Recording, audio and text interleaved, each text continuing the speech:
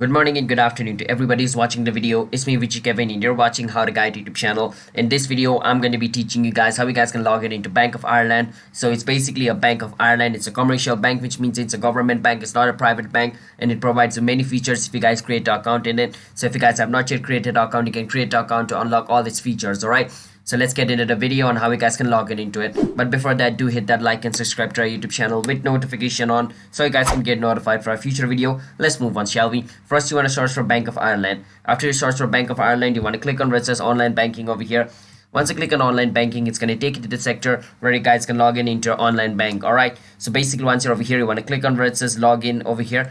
Once you click on it, it's going to ask you where you want to log in into your business or your 365. If you guys have a business account, you want to go on business online. If you have like a normal account, you want to go and log in into 365. I have a normal, I'm going to go and log in into 365.